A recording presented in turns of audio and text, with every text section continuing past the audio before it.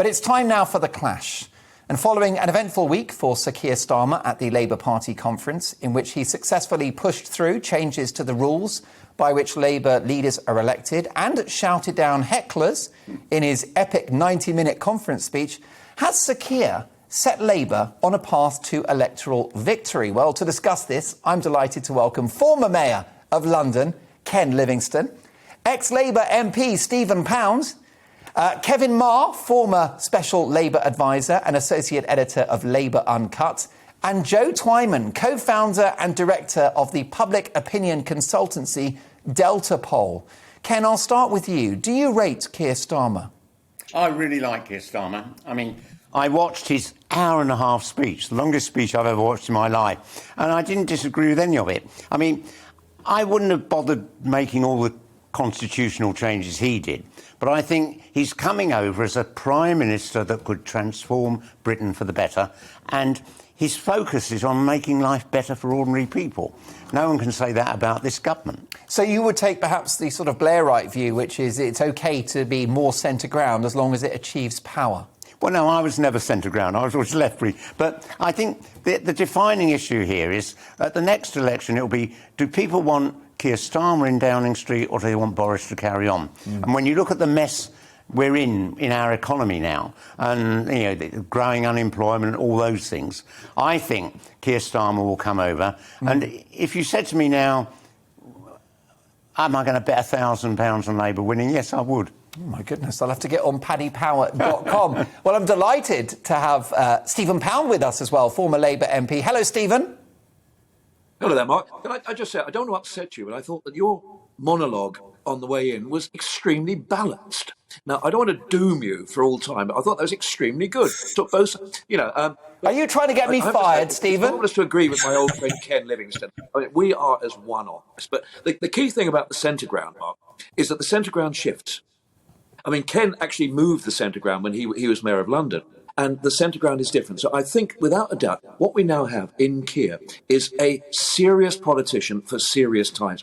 His comment about Boris Johnson being trivial, I mean, leave aside the insults and all the language. It's the triviality of the man. It's the shallowness of the man. But all I can say is, a week before the conference, there's a group of us former, inmates of the asylum sitting around what we call the table of despair, thinking, oh God, what could possibly go wrong? We're going to have, the Theresa May thing, the stage is going to collapse. Yeah. We're all a bit more cheerful today, so well done, mate.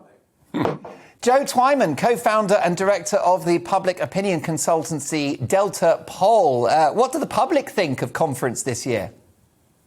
Oh, well, it's too early to know exactly what the lasting impact from conference will be this year. Generally speaking, you get a small conference bounce for each party after its own conference, and it never really lasts. And even particularly good or particularly bad leaders' speeches fail to make a lasting impression and are actually a turning point in these things. But I think this time has been important for Keir Starmer because it marks, if you like, the end of a period where many things were outside his control, and the COVID pandemic and everything around that meant that he and his team found it very difficult to make much inroads, while the public and the media was quite rightly attuned to the health concerns, the short-term health concerns of COVID. But now it's not about the previous 12 months for Keir Starmer, it's about the next 12 months. And the next potentially 2 or 3 years for him. And as the public starts to think about other things, as we move out of the worst of the pandemic, and if you like, we return to normal, the public is starting to think about things like education, health, taxation, the economy, and all these other issues that are important in normal times. And I think it's there that Keir Starmer can make inroads. Having said that, it is an extraordinary mountain to climb. The Conservatives have a large majority which needs to be overturned, and the Labour Party need to find a way of balancing the two core areas of support, if you like, traditional Labour heartlands, which tend to be more Brexit leaning, they tend to be older, and they tend to be more small c conservative in their social views, and then at the same time, metropolitan elites who tend to be Remain leaning, who tend to be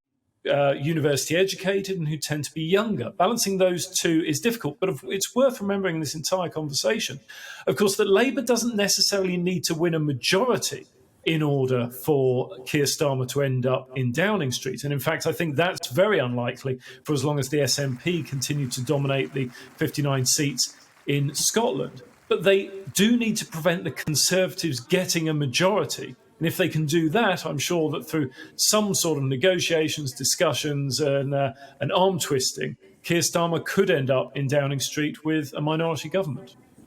Kevin Marr, you are a former Special Labour advisor. You're the associate editor of Labour Uncut. What's your verdict on conference and on Keir Starmer's performance? Well, it's been a week of two halves in the classic kind of football parlance. I mean, it started off with Keir Starmer bringing forward these fairly bold internal party reforms that he wanted to push through, including reforms to the Electoral College, how we choose the leader of the Labour Party, to make sure that, in effect, a moderate would get it after him. That didn't get through, and he had to pull those proposals back. But he managed to get, in a typical kind of piece of trade union negotiation, he managed to get some other proposals through as well. So he aimed high, and he settled for the middle. So it's harder now to deselect MPs, for example, which will be a great relief to many of his colleagues in the parliamentary party, and also take out, and re-energise local parties away from just constant threats of deselecting MPs, which was so damaging for Labour in the 1980s as well. So it's been a classic week of two halves. He's lost a shadow cabinet member in Andy McDonald, but I mean, not to be too disparaging, but I don't think anyone's really heard of Andy McDonald before, so that's not too damaging. Well, you could argue, and he's turned the week around. He's turned the week around with a good conference speech. Yeah, I mean, no loss really, considering that he's trying to extricate the Corbynites from his party. Andy very much on the left, so I can't imagine he's crying into his beer. But Kevin, do you think that the ghost of Brexit continues to haunt Keir Starmer? Because many of my viewers email me on a daily basis, and they say they'll never forgive Keir Starmer for being the architect of the second referendum policy going into the election in December 2019. The referendum policy the Labour Party had in 2019 was an absolute unmitigated disaster. I mean, it was just terrible.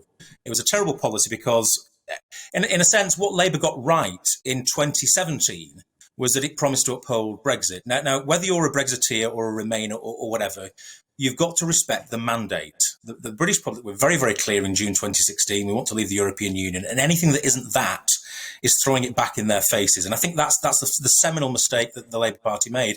And actually, Labour's position in the 2017 manifesto was absolutely right, that we won't stand in the way of Brexit. We might not agree with it. We might want to negotiate a different Brexit than the government.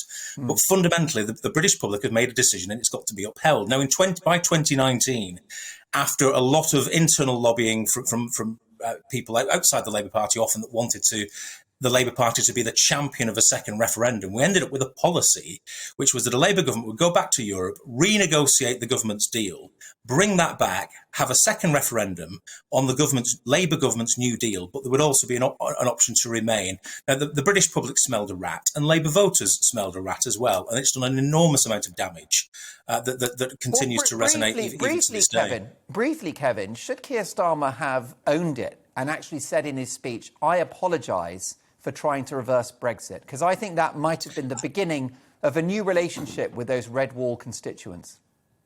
I think the Labour Party wants to kind of tiptoe past some of this. And it's also got a kind of bit of double think where, as well as trying to get past Brexit, it also wants to hold up the prospect that, look, if what we see over coming weeks and months and the next few years is a bit of a disaster, that they want to be able to also say, I told you so. So they don't want to kind of lock themselves into a position too much. But I think you're right. I think there's a kind of a purgative exercise that the Labour Party has needed, which is to say, look, we tried to stand in the way and we got steamrolled out of the way. I mean, the last general election was about Brexit and Corbyn on the doorstep. And I mean, I think that's very true in all the, particular in the red wall seats. And I live in one and I work in them pretty much exclusively. So I see this and hear this every single day. And I think there needs to be this kind of, as I say, this purgative exercise to say, we hear what people have said. We're not going to make those mistakes again. And we're going to come up with an offer that actually resonates with the British public rather than allow ourselves to be used and abused by campaigners that want us to take positions which are at variance with the British public. Well, Kevin, that's very articulately put. But Stephen Pound, the issue is, I'm not sure that Keir Starmer, decent guy though he is listening to angry ex-Labour voters because, he doesn't appear to have completely got behind the project of global Britain. But also these culture wars, you know, the cervix, a female James Bond. I mean, this is a guy that doesn't appear to be listening to voters. Well, I'm sorry. I think the female James Bond is a bit of a nonsense. It's actually quite insulting to women to suggest that there should be a female James Bond. What there should really be is a woman superhero, you know, who's actually better than James Bond. But I'm sorry, I'm an unreconstructed Sean Connery person, but despite the fact. Well, I've got to be honest with you. You guys were separated at birth. Well, I don't know what it is about bald ex-sailors, but I have to say there's a certain intimacy there between me and my tattoos and him. Look, I think a lot of the stuff that Keir did come up with, the Green New Deal, hasn't actually been spoken about in any great detail. Getting rid of the business rates. This is in business rates. It shows he's talking to SMEs. He's talking to small businesses. On the Green New Deal, he's actually put his finger on something which is so flipping obvious that if you actually do bring in green policies, you're not going to cost jobs. You're going to create jobs. You're going to create jobs, not just making wind farms, but just in the whole insulation, in the whole field of insulation and improving the environment. So he's put his finger on that, and I think that will appeal to people. But the main thing is, in all honesty, we're 2 years from the election. We cannot actually put everything out on the stall right here and now. What he had to do last week was basically, not frighten the horses, to show that he was a sensible, serious politician. And I still think maybe he paid Carol Vincent, that shrieking Valkyrie, waving the red card, because that probably gave him 4 or 5 seats at the next election. Because people said, do I want to be on his side or do I want to be on her side? And I happen to know what my former constituents would say. Ken, you've won a darn sight more elections than Keir Starmer. What would your advice be to him today? My advice would be carry on with what you were saying in that hour-and-a-half speech, because he focused on creating new jobs, rebuilding our economy. He came over as someone who cares about ordinary people, and you can't say that about this government. Let's take a listen to his deputy, who was talking about her opponents in the Conservative Party. You cannot get any worse than a bunch of scum, homophobic, racist, misogynistic, absolute vile, banana republic, vile, nasty, Etonian, privileged piece of scum. Ken, you are a pugilistic politician, but you wouldn't use language like that. I wouldn't have said scum, but I broadly agree with everything she said in that. But then I have been denounced for some of the things I've said in the past as well, and demonised. But the simple fact is that this is the worst government of my lifetime. And people, their lives have been... You look at the increasing death toll amongst teenagers, because they haven't got a prospect of a better life in the future. Are you sort of pricing in the pandemic with this overview? Because we know that Labour supported all of the government's lockdown measures, which has absolutely inflated the national debt and devastated lives. But the thing is, this government should have done that a month earlier. We were about the last country in Europe to go into a lockdown, and we could have halved our death toll. It's a bold statement, Ken. No, literally, Boris Johnson was so slow responding to this. And if you actually look, the first 3 ministerial meetings discussing how do we deal with this terrible health crisis, he didn't attend the first 3 meetings. How can you explain that? All right. Well, look, let me ask you, Joe Twyman. You are the co-founder and director of the public opinion consultancy Delta Poll. What's going to happen? First of all, 2 things. When do you suspect an election will happen, and what might the result be? Oh, I don't know. And I don't know because so much can happen between now and whenever that election What may be. What if nothing happens? What if there was a snap poll tomorrow? Do you think Boris gets an overall majority, Joe? No. If there were a snap poll tomorrow, Boris gets an overall majority because the polls have had the Conservatives ahead mostly for most of the year, and so it's pretty certain that he would get a majority. But there isn't going to be an election tomorrow. There's not going to be an election this year. There's unlikely to be an election next year. And just think how much things could change. This reminds me of the very first election that I worked on, 1992, where it was felt that the Labour Party stood a good chance of at least getting in as a minority government. And of course, after the Conservatives squeaked over the line, it was thought that maybe Labour could never win again. That was in April of 1992. By September of 1992, we've had Black Wednesday, and the Conservative completely lost their reputation for economic competence and took over a generation to regain it. Tony Blair won 3 successive elections off the back of that and various other incidents that happened between 1992 and 1997. And we have the potential for an enormous change in public opinion as a result of things such as recovery from the pandemic, the impact of Brexit, positive or negative, all the kind of implications from supply chains and fuel shortages, short-term and long-term. Just look at how the Labour government in 2000 had its own popularity dented hugely by the petrol crisis that took place then. Now, that was a very, very different situation from now, and the situation went back to normal very quickly. But it shows how things can change. Look back just to January of this year and see how the Conservatives were struggling in the polls, and indeed before January, during Christmas, when it was felt that the pandemic dealing was not going well by the government. They were not doing a good job, and Christmas, in inverted commas, had to be cancelled.